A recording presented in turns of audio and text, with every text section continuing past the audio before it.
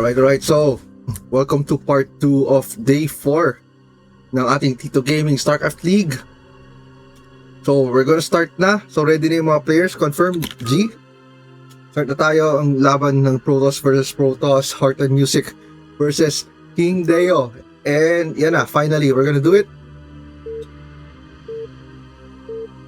So, once again sa mga viewers natin right now, thank you for supporting the Filipino StarCraft scene.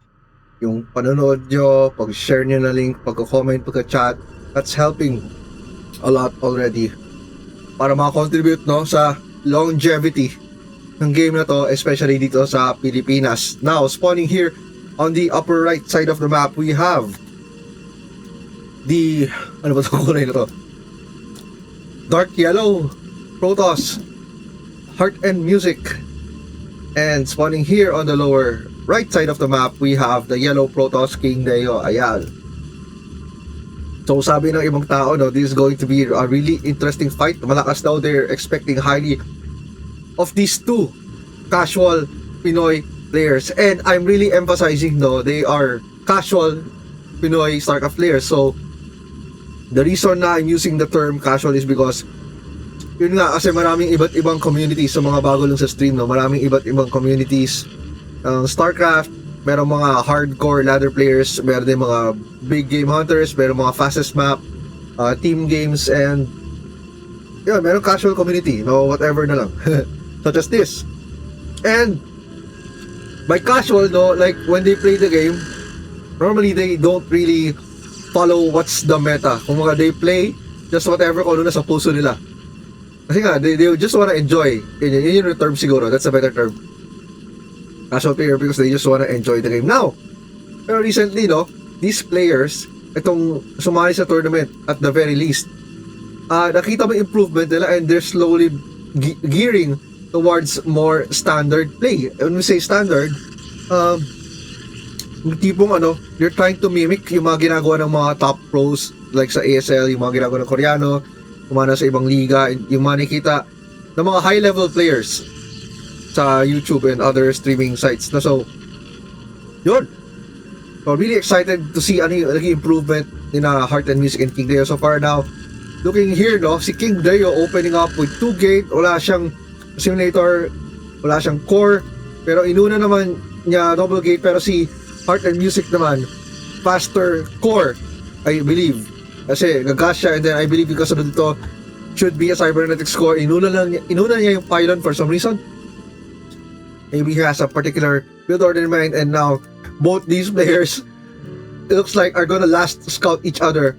Parehas sila ng opposite yung pag-scout nila, parehas silang box scout. And yeah, currently King Deo is ahead in supply, 2 supply, kasi nga naka 2 gate siya probably. Producing 2 zealots right away. Now, nauna naman si Heart and Music mag-forge. Instead of cybernetic score, Heart and Music decided to go with the forge now with 2 zealots out. Si King Deo naman, just, yeah, kaka-out lang din, 2 zealots. And just now, taking a gas.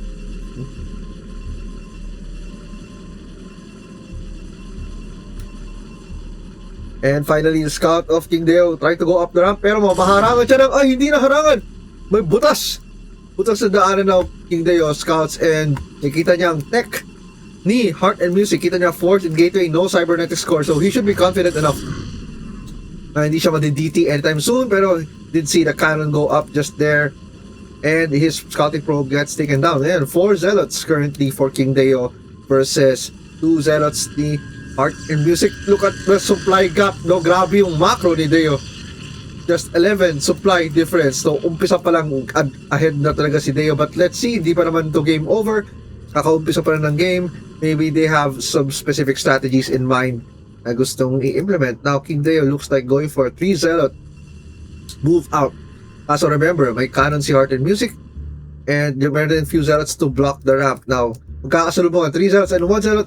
Kaso chinase down ni King Deo yung nag-iisang zealot ni Heart, and yung paparetreat, forced to retreat ang zealot ni Heart. Akala ko didiretso niya to maybe harass some probes, pero hindi, it decides to pull back. Napakadaming zealots sa following up now. 5 zealots si Deo, dalawa yung pasunod. And finally, going up the ramp. Yan, nagsasalpukan na ang mga zealots right now. King Deo loses 1 zealot right there. Unfortunately, hindi ko mapalit ang kulay no pag pinalitan ko. Pareha silang dilaw for some reason. So, we have to make do with this color right now. Bawi na lang next game. Okay, now looks like King Deo is going for the Nexus expansion. Yes, and there. Nauna si Deo sa expansion. And alam niyo naman sa PvP, no? Usually, kung sinong unang nag-expand, siya yung namamatay. Pero in this case, lamang pa rin naman sa supply si King Deo. I guess he can afford to expand right now. Kasi nga, ahead siya sa supply. Ahead siya sa probe count. Ahead siya in terms of zealots. While si Heart and Music, siya yung nauna mag-third gate. King Deo still on 2 gate. And Deo decides to add a forge of his own. So now, suddenly, no, lumiliit yung supply gap. Now, 5 na lang a supply difference in Heart and Music and Deo. Looks like Heart is really pumping out some units this time more. Maybe these are Dragoons, pero puro zealot pa rin kasi look at the gas. Almost 1,000 in gas. Now we're seeing a Templar Archives. Yan. This is looking like a Dark Templar tech. Or I don't know, pwedeng Dark Templar or yung favorite gawin ni Heart na mag High Templar and then morph into High Archon. Pwede kasi gano'n kasi yun ang favorite niyang gawin. As you've seen in the previous games. Suddenly, no, na-catch up the Heart and Music supply ni Deo. Deo is only up ahead by 2 supply. And now, pantay na. Pantay supply per currently supply back si Heart. Deo naman, finally, kakatapos lang ng kanyang second Nexus. Kailangan niya mag-consistently pump ng probes. Currently, yung main hindi ilaw, may be focused on just building more pylons and other stuff. And Heart and Music is lagging as of now.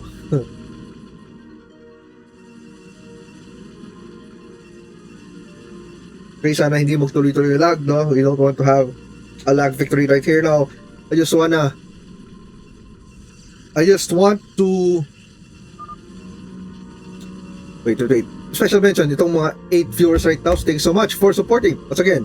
And shout out to Gyela Z, our Korean friend.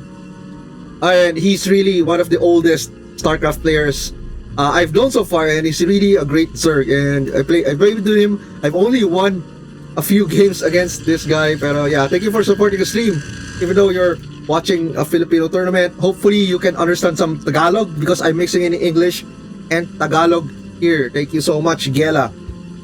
And Ibax is actually Unswa who's going to be competing later after this match. He'll be facing off against Milski now.